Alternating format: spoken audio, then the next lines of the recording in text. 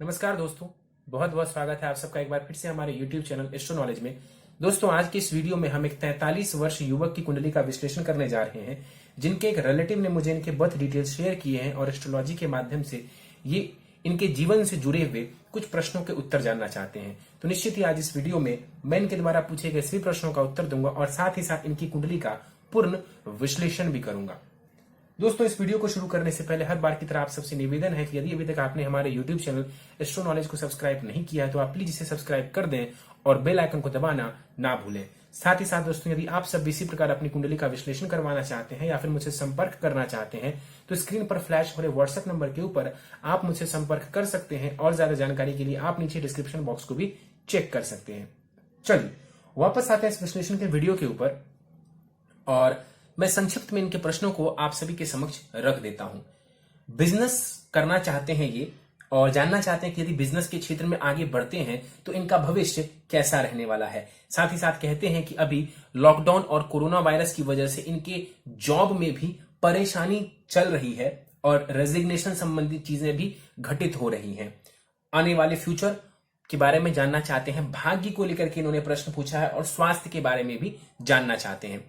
तो इनके सभी प्रश्नों का उत्तर देंगे, लेकिन सबसे पहले इनकी लग्न कुंडली की तरफ चलते हैं जो कि हमारे समक्ष है। वो प्रारंभ हो रही है 7 नंबर से। 7 नंबर यानी कि इस जातक की कुंडली बन जाती है तुला लग्न की और चंद्रमा देखें तो मेष राशि में जाकर के विराजमान है। यानी कि ये कुंडली बन जाती है तुला लग्न और मेष राशि की। तुला लग्न यानी कि शुक्र के द्वारा अधिपत्य किया जाने वाला लग्न। ऐसे जातकों के स्वभाव की बात करें तो ऐसे लोग आमतौर पर सौम्य स्वभाव के होते हैं, अच्छे स्वभाव के होते हैं, कला प्रेमी होते हैं। कला के क्षेत्र में आमतौर पर ऐसे लोगों को इंटरेस्ट होता है, भले ही वो इस क्षेत्र में जाएं अथवा ना जाएं। जीवन में देखा जाता है कि ऐसे लोग बैलेंस बना करके चलना जानते हैं, जीवन में समन्वय बिठाकर चलना जानते हैं। कोई भी परिस्थिति हो ये उसमें समन्वय बिठा लेते हैं। यहां पर देखें इनके लग्न को तो 23 डिग्री का लग्न है इनका। लग्न के पास ठीक ठाक बलाबल माना जाएगा। लग्नेश शुक्र उठ करके सप्तम भाव में जाकर के बैठे हुए हैं। देखिए, लग्नेश उठ करके व्यापार भाव में जाकर के बैठा हुआ है, तो यहां पर लग्नेश का शुक्र का सप्तम भाव में आकर के बैठना बढ़िया माना जाएगा और विवाह के लिए भी ये बढ़िया स्थिति मानी जाएगी। आगे बढ़ते हैं। कुंडली में देखा जाए तो लग्न से लेकर के पंचम भाव तक कोई भी ग्रह विराजमान नहीं है। छठे भाव में चलते हैं तो केतु यहां पर 29 डिग्री के साथ विराजमान है। देखा जाए यहां पर मीन राशि के केतु हैं और मीन राशि यानी कि गुरु की राशि में केतु बैठे हुए हैं। अब गुरु कहां है तो कुंडली के अष्टम भाव में। देखिए, राहु केतु छाया ग्रह हैं, जिसकी राशि में बैठेंगे वैसा ही परिणाम देंगे। अब यहां पर केतु छठे भाव में तो बैठा हुआ है, क्या करवाएगा तो कंपटीशन में सफलता दिलवाएगा। शत्रु देगा तो शत्रुओं को पराजित करने की शक्ति भी देगा, उनको पराजित करने का सामर्थ्य भी देगा, कंपटीशन को पास करने का सामर्थ्य देगा, लड़ करके चीजों को हासिल करने का सामर्थ्य देगा यहां पर केतु। लेकिन चूंकि गुरु अष्टम भाव में जाकर के बैठे हुए हैं, देखिए षष्ठेश गुरु अष्टम भाव में जाकर के बैठे हुए हैं, तो यहां पर बहुत पॉजिटिव रिजल्ट्स देखने को नहीं मिलेगा।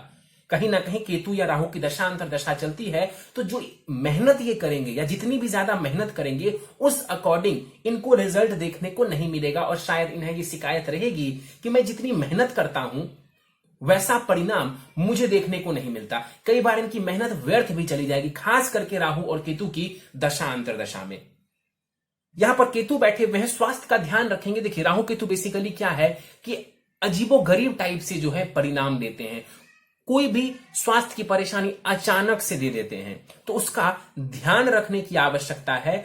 और यहां पर केतु 29 डिग्री के हैं। देखिए, जब भी कोई ग्रह, चाहे वो कोई भी ग्रह हो कुंडली का, वो 29 डिग्री पर हो जाए, 0 डिग्री पर हो जाए, 1 डिग्री पर हो जाए, तो उसका बल बहुत कम हो जाता है। तो यहां पर केतु का भी जो बल है ये बहुत ज्यादा नहीं है।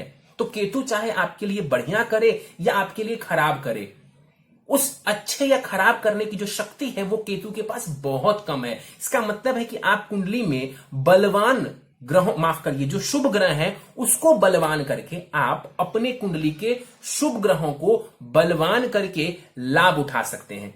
आगे बढ़ते हैं, चलते हैं सप्तम भाव की तरफ। 3 ग्रह युति बना करके यहां पर विराजमान हैं। देखा जाए तो यहां पर मंगल और चंद्रमा बैठे हुए हैं, तो यहां पर चंद्र मंगल लक्ष्मी योग का निर्माण होता हुआ नजर आ रहा है। वहीं मंगल केंद्र में बैठा हुआ है और स्वग्रही है, तो रुचक नामक महापुरुष योग का भी निर्माण यहां पर मंगल देवता कर रहे हैं।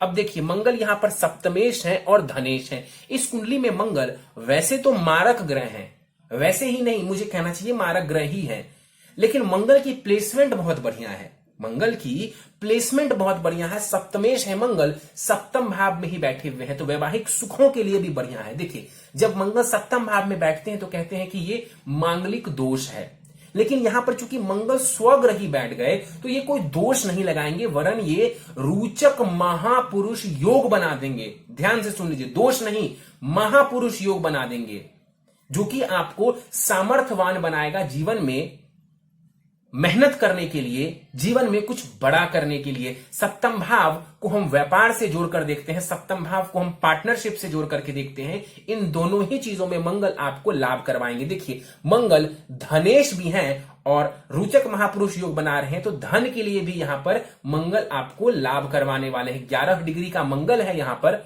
और मंगल के पास बलाबल बढ़िया है, कुमार अवस्था के यहां पर मंगल बैठे हुए हैं। चौथी दृष्टि डालेंगे कुंडली के दशम भाव के ऊपर, नीच की दृष्टि होगी। कहीं ना कहीं करियर में, अपनी दशांत दशा में आपको परेशानी ये देने वाले हैं, क्योंकि ये नीच की दृष्टि है और ये मारक ग्रह है कुंडली के। लग्न के ऊपर दृष्टि डालेंगे, कई बार हो सकता है तो पेशेंस की कमी कर दें, या तो आपको टेंशन और फ्रस्ट्रेशन देने का कार्य करें। और मंगल की दृष्टि धन भाव के ऊपर जो जा रही है, धन संचित करने में मंगल आपको मदद करेगा। आपकी वाणी को ये कहीं ना कहीं जो है ओजमय बनाएगा, आपकी वाणी को ये प्रभावशाली बनाएगा। तो यहां पर मंगल की स्थिति बढ़िया है। आप इस मंगल से लाभ लेना चाहते हैं, मेहनत करिए, व्यापार करिए, पार्टनरशिप करिए, आप खूब ज्यादा धनवान हो सकते हैं, बहुत ज्यादा सफलता प्राप्त कर सकते हैं। शुक्र को देख लेते हैं, सप्तम भाव में शुक्र आकर के बैठा हुआ है। मंगल और शुक्र की युति सप्तम भाव में हो रही है। कहीं ना कहीं मैरिटल लाइफ के लिए ये बढ़िया माना जाएगा, और वैवाहिक सुखों के लिए मंगल शुक्र का यहां पर बैठना अच्छा माना जाएगा। यदि व्यक्ति अपने चरित्र को अच्छा रखे तो यहां पर विवाह का पूरा पूरा सुख व्यक्ति लेने वाला होगा। यहां पर मंगल स्वग्रही है, ये बढ़िया स्थिति है वैवाहिक जीवन के लिए। शुक्र यहां पर 13 डिग्री के साथ विराजमान है, यानी कि शुक्र के पास भी बलाबल बढ़िया माना जाएगा। लग्नेश है शुक्र, सप्तम भाव में आकर के बैठे हुए। देखिए, हालांकि तात्कालिक शत्रुता में जरूर आ जाएंगे, क्योंकि मंगल के साथ ही बैठ गए, लेकिन फिर भी चूंकि ये लग्नेश हैं और सप्तम भाव में आकर के बैठे हुए हैं, तो व्यापार में, विवाह में, इन दोनों ही चीजों में यहां पर शुक्र आपको लाभ करवाने वाले होंगे। दृष्टि डालेंगे शुक्र लग्न के ऊपर, आपके स्वास्थ्य को भी ये बढ़िया बनाने वाले होंगे, आपकी पर्सनालिटी में भी ये 4 चांद लगा देंगे। तो यहां पर बढ़िया स्थिति है शुक्र की। वहीं चंद्रमा के ऊपर बात कर लेते हैं। 22 डिग्री का चंद्रमा कुंडली के सप्तम भाव में विराजमान है। इस कुंडली में चंद्रमा कर्मेश है, यानी कि करियर प्रोफेशन भाव के स्वामी ग्रह हैं, जाकर के सप्तम भाव में बैठे हुए हैं। निश्चित रूप से चंद्रमा भी आपको कह रहे हैं कि आप व्यापार करिए, संभव हो तो पार्टनरशिप में व्यापार करिए, कोई ना मिले तो पत्नी को ही पार्टनर बना करके व्यापार करिए, आपको लाभ मिल जाएगा। पार्टनर नहीं मिलता है तो भी कोई दिक्कत नहीं है, आप व्यापार करिए, आपको लाभ मिल जाएगा। 22 डिग्री का चंद्रमा यहां पर बैठा हुआ है और वृद्ध अवस्था के यहां पर चंद्रमा है, बल 50% के आसपास होगा, और ये चंद्रमा भी आपकी पर्सनालिटी को बढ़िया बनाएंगे, आपके वैवाहिक जीवन को भी ये बढ़िया बनाने वाले होंगे। अब देखिए, मेष राशि का चंद्रमा है, ठीक है, मेष मंगल की राशि मानी जाती है, मंगल देव की राशि होती है मेष, और चंद्रमा जब यहां बैठते हैं तो कई बार क्या होता है कि व्यक्ति को थोड़ा टेंशन दे देते हैं, तो टेंशन लेने की ज्यादा आवश्यकता नहीं है, और कर्म करते रहें, आपको सफलता निश्चित रूप से मिलेगी।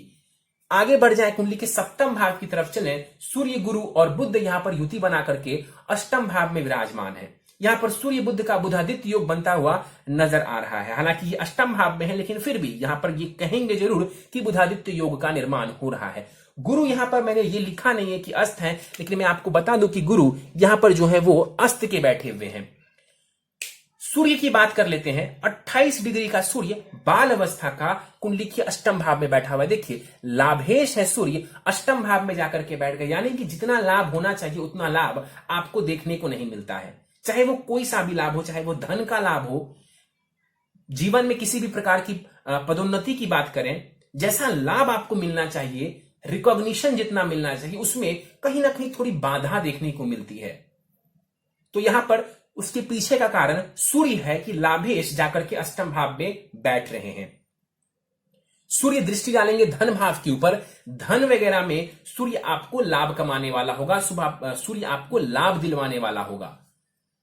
गुरु को देख लेते हैं। गुरु यहां पर 22 डिग्री के साथ बैठे हुए हैं, अस्त के जरूर हैं गुरु, और इस कुंडली में गुरु देखा जाए तो वो मारक ग्रह कहलाएंगे क्योंकि वो तृतीयेश हैं और षष्ठेश हैं। लेकिन यहां पर वो विपरीत राजयोग की स्थिति भी बना रहे हैं। गुरु विपरीत राजयोग की स्थिति भी बना रहे हैं क्योंकि षष्ठेश है गुरु और जाकर के अष्टम भाव में बैठा हुआ है।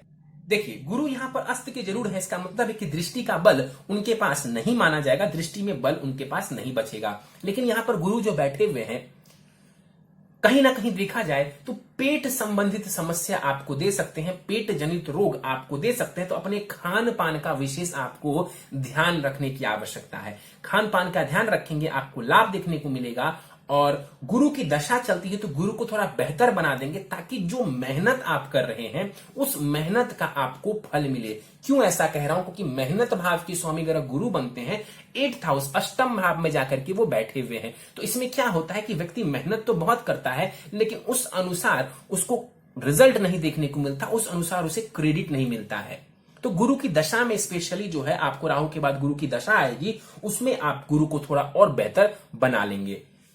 बुध के ऊपर चलते हैं। 10 डिग्री का बुध यहां पर कुंडली के अष्टम भाव में बैठा हुआ है और यहां पर बुध अष्टम भाव में बैठ करके शिक्षा वगैरह में लाभ करवाता है, व्यक्ति को इंटेलिजेंट बनाता है, रिसर्च के क्षेत्र में भी व्यक्ति को लाभ देता है। जी हां, बिल्कुल सही सुना है आपने कि अष्टम भाव में बुध बढ़िया रिजल्ट देते हैं। यहां पर देखा जाए बुध इस कुंडली में भाग्येश हैं और द्वादशेश हैं, तो एक कारक ग्रह माने जाएंगे बुध, क्योंकि वो भाग्येश है, एक त्रिकोण के स्वामी ग्रह हैं। लेकिन ध्यान से देखिए तो त्रिकोण का स्वामी ग्रह यानी कि भाग्य भाव का स्वामी ग्रह बुध जाकर के अष्टम भाव में बैठ गए। त्रिक भाव में भाग्येश आकर के बैठ गया है और द्विद्वादश का दोष भी है, यानी कि अपने से 12 घर पीछे आकर के यहां पर बुध विराजमान है। तो आप निश्चित रूप से कह सकते हैं कि मेरा भाग्य मेरा साथ नहीं देता है। आप ही वैसे लोगों में से हैं जो कहते हैं कि मेरा भाग्य मेरा साथ नहीं देता है, और ये बात सत्य है। आपकी कुंडली को देख करके ये बात मालूम पड़ रही है। उसके पीछे का कारण मैंने आपको समझा दिया। तो बुध को थोड़ा बेहतर कर लेंगे, पॉजिटिव कर लेंगे, मैं बल देने की बात नहीं कह रहा हूं, बुध को थोड़ा पॉजिटिव कर लेंगे तो कहीं ना कहीं बुध आपको भाग्य संबंधित भी लाभ देने वाले होंगे। बुध यहां पर बैठ करके आपको इंटेलिजेंट बनाएंगे, दृष्टि डालेंगे वाणी भाव के ऊपर, तो वाणी को भी ये बढ़िया करने का कार्य करेंगे। लेकिन इसको बेहतर कर लेते हैं तो भाग्य का भी लाभ देखने को आपको मिल जाएगा। बल बुध के पास 50% का है, ये वृद्ध अवस्था के यहां पर बैठे हुए हैं। शनि को देख लें तो 10th भाव में शनि विराजमान है 19 डिग्री के साथ। शनि यहां पर 50% बलाबल के साथ विराजमान है कुमार अवस्था में।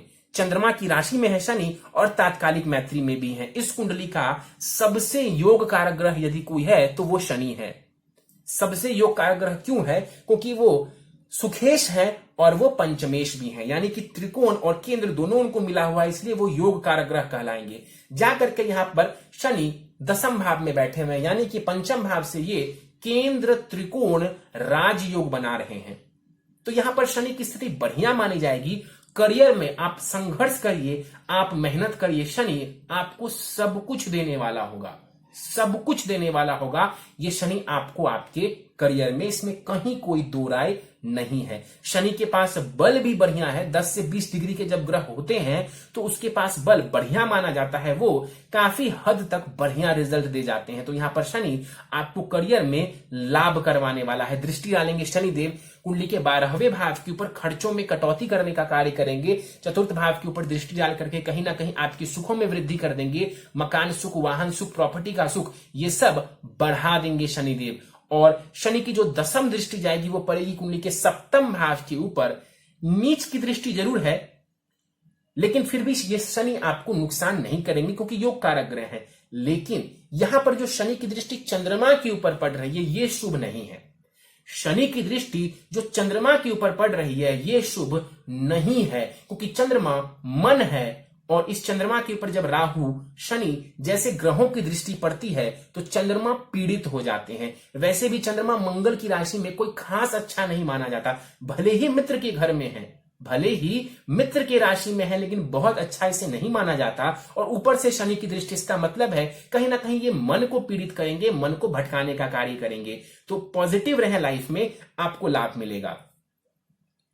राहु के ऊपर चलते हैं। राहु पर जाने से पहले ध्यान से कुंडली के लाभ स्थान को देखिए। पीछे शनि है और आगे राहु है, बीच में है आपका लाभ स्थान। इसे कहते हैं कुंडली में पाप कर्तरी दोष का लग जाना, जो कि आपके लाभ स्थान को लगा हुआ है। अब देखिए, लाभेश वैसे ही जाकर के त्रिक भाव में बैठे हुए हैं, अष्टम में बैठे हुए हैं, और कुंडली के लाभ स्थान को यहां पर पाप कर्तरी दोष भी लग रहा है। इस वजह से आप कह सकते हैं कि कहीं ना कहीं लाभ में विशेष कमी आपको देखने को मिल रही होगी। राहु यहां पर बैठे हुए कुंडली के 12वें भाव में, 29 डिग्री का राहु है यहां पर। बल इसके पास भी बहुत ज्यादा नहीं होगा, बाल अवस्था का राहु है, और 12वें भाव में राहु बैठ करके कहीं ना कहीं विदेश की यात्राएं आपको करवाने वाले होंगे, धन का व्यय करवाने वाले होंगे। 12वें भाव में जब राहु बैठता है तो कहीं ना कहीं सडन रिजल्ट्स के साथ साथ ये मेंटल फ्रस्ट्रेशन भी कई बार व्यक्ति को दे देता है। मेंटल फ्रस्ट्रेशन भी व्यक्ति को दे देता है 12वां भाव का बैठा हुआ राहु। अब यहां पर राहु बुध की राशि में बैठे हुए हैं, और बुध अष्टम भाव में जाकर के बैठे हुए, तो बहुत जबरदस्त स्थिति बुध की भी नहीं है। तो यहां पर जो राहु बैठा हुआ है बहुत खास रिजल्ट आपको नहीं देने वाला है। राहु की दशांतर दशा चलती है तो थोड़ा नुकसान देखने को मिल सकता है। स्वास्थ्य का ध्यान रखेंगे और कहीं ना कहीं टेंशन ज्यादा नहीं लेंगे। टेंशन ज्यादा लेने से कोई फायदा नहीं है। इस राहु को शांत करके चलना आपके लिए उचित रहेगा। ध्यान से सुनिए, इस राहु को शांत करके चलना आपके लिए बेहतर रहेगा। दृष्टि में भी बहुत ज्यादा बलाबल राहु के पास नहीं होगा। दृष्टि में भी बल इसके पास नहीं होगा क्योंकि ये 29 डिग्री के हैं। दशाओं के ऊपर हम बात कर लेते हैं। दशा फिलहाल देखी जाए तो राहु की ही चल रही है आपको, और राहु की महादशा आपको कहीं ना कहीं मई 2027 तक रहने वाली है। तो अभी 7 वर्षों तक आपको राहु की ही महादशा रहने वाली है। तो राहु की महादशा में थोड़ा संयम रखते हुए आगे बढ़ेंगे, आपको लाभ मिल जाएगा। एक बात मैं आपको और बता दूं कि आपकी कुंडली में बुध विपरीत राजयोग बना रहे। जैसा गुरु राजयोग बना रहा है विपरीत राजयोग, वैसे बुध भी विपरीत राजयोग की स्थिति यहां पर बनाते हुए नजर आ रहे हैं। राहु केतु के ऊपर फिर से हम चलते हैं। ध्यान से देखेंगे राहु केतु को तो पता चलेगा कि सारे ही ग्रह केतु से राहु के मध्य हैं। सारे ही ग्रह केतु से राहु के मध्य हैं। देखिए, जब राहु से केतु के मध्य ग्रह होते हैं तो इसे कालसर्प दोष कहते हैं, और आपकी कुंडली में भी कालसर्प दोष बन रहा है। हालांकि जब केतु से राहु के बीच में ग्रह होता है इसे हम कालमृता योग भी कहते हैं। यह भी कालसर्प दोष का ही एक प्रकार है, और यह भी कालसर्प दोष ही है, लेकिन कालसर्प दोष से कम प्रभावी होता है, यानी कि कम नुकसानदायक यह होता है। और एक बात और बता दूं कि चाहे वो कालसर्प दोष हो या काल अमृता योग हो, ये डरने वाली कोई बात नहीं है। इससे लोग कालसर्प दोष के नाम पर डराने का कार्य करते हैं। मैं आपको बोलता हूं कि यह कालसर्प दोष बस नाम का कालसर्प दोष है, इससे ज्यादा कुछ भी नहीं है। किसी भी क्लासिकल एस्ट्रोलॉजी की किताब में इसका कोई खास बखान नहीं किया गया है, बल्कि इसका जिक्र तक नहीं किया गया है। खैर, मैं आपको उपाय दे दूंगा जिनसे आपको लाभ मिल जाए। सीधे आपके प्रश्नों को ले लेते हैं।